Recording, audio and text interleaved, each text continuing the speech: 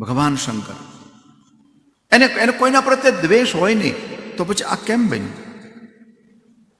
અને દક્ષો દુહિતૃ વત્સલ, દક્ષને દીકરીઓ બહુ વાલી હતી, અને જેને દીકરી વાલી હોય એ બાપ જમાઈનો વિરોધ ન કરે તો શું કામ કરે? કોઈ પિતા જમાઈનો વિરોધ કરે એટલે સમજવાનું દીકરી ઉપર પ્રેમ નથી. હા, નહીં તો ઘણી વખત શું થાય, જમાઈમાં કાંઈ લેવા જેવું ન હોય તોય પધારો પધારો કરવું પડે. હા, કારણ કે દીકરી પરણાવી છે, તમે શું કરો? હા, આપણને ખબર પડી જાય કે આ જમાઈમાં મીઠું નાખતા માતાજી ભૂલી ગયા છે. હા, ઘણા જમાઈ આમ એવા હોય ને. હા,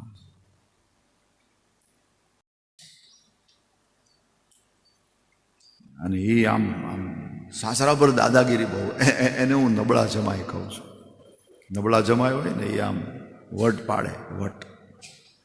અને એ પાછો ક્યાં? સાસરામાં. હા, બીજે તો ક્યાંય ચાલે નહીં. બીજા તો હા, અહીંયા આને ખબર છે કે આ કાંઈ બોલશે નહીં મારી સામે, દીકરી પરણાવી છે એટલે કાંઈ બોલશે નહીં.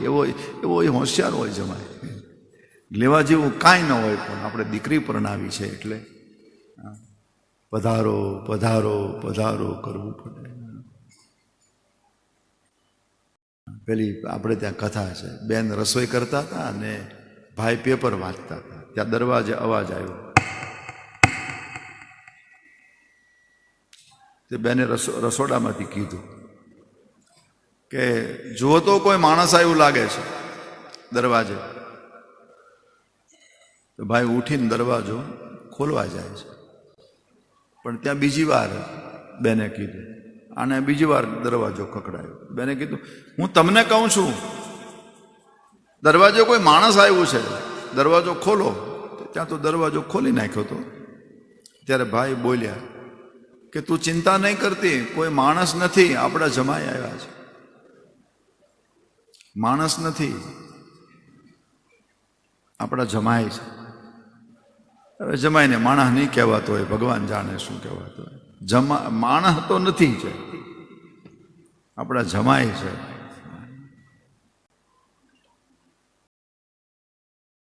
આ દ્વેષ કેમ થયો? બેના વચ્ચે આ તકરાર શું કામ થઈ? શ્રીમદ ભાગવતમાં પ્રયાગમાં બ્રહ્મસત્ર ભરાયું, અને એમાં અનેક લોકપાલો, દિક્પાલો, દેવતાઓ બધા હાજર છે, ઋષિઓ હાજર છે. ભગવાન શંકરજી પધાર્યા એટલે શંકરને મંચ ઉપર બેસાડી એનું સન્માન કર્યું. આટલો બધો સમાજ બેઠો છે ને એમાં દક્ષ મહારાજે પ્રવેશ કર્યો.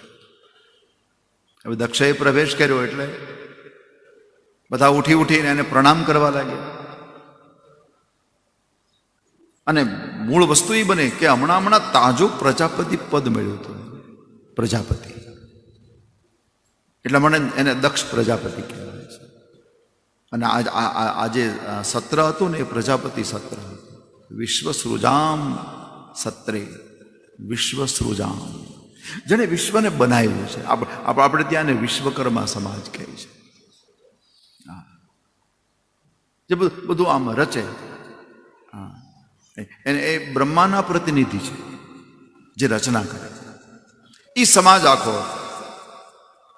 અને દક્ષ મહારાજ પણ એ સમાજના છે, પ્રજાપતિ છે.